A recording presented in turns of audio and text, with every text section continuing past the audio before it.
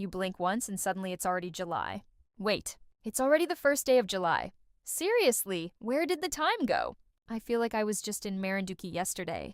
First of all, sorry for the late upload. I also disappeared for a few days because life got really busy. It was work, more work, then I got sick and completely exhausted. Honestly, I was just trying to survive. But I'm finally back, and today I'm taking you with me on our trip to Marinduque. We traveled from Manila by land and rode a GI liner bus from the Kamaning terminal to Marinduque. Since it was Holy Week, we decided to visit Marinduque. Marinduque is my grandfather's hometown. When I was little, my grandmother always brought me here. We would visit my great-grandparents' graves, and every Holy Saturday, our family had a reunion. My grandmother never missed it because she wanted everyone to stay connected. The funny part is I barely remember any of my relatives. I was only around 6 years old, and even after visiting many times, I still couldn't remember everyone's names. Back then, we didn't have our own house here. We stayed with different relatives depending on my grandmother's mood. Looking back, every family really has its own drama. As a kid, I hated coming here during Holy Week because the Morians scared me so much. Every parade ended with me crying.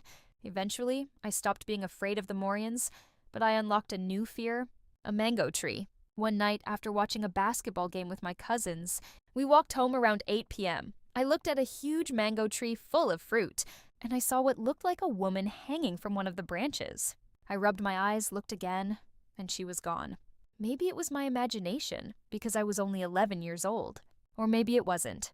Until today, I still don't know what I really saw. Anyway, enough ghost stories. Our first stop was Rommel Cabrera Eatery. Sorry, but it wasn't for me. We spent around 700 pesos on squid and bulalo, but I wasn't impressed. Luckily, someone was selling freshly baked special pinagong.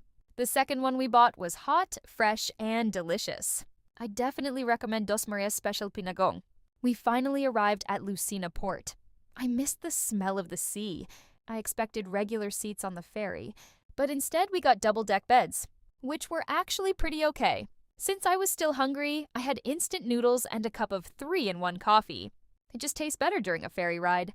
The last time I visited Marinduque was in 2019 after my grandmother passed away, so this trip brought back so many memories. I also brought my chikawa, and it became the perfect travel pillow. After a long delay, we finally arrived at Balanacan Port around 6 a.m. We had to adjust our itinerary, but that's part of traveling. Let's call this day 0 of our Marinduque adventure. Day 1 is coming next, so don't forget to like, comment, and subscribe to join my kitties. See you in the next vlog!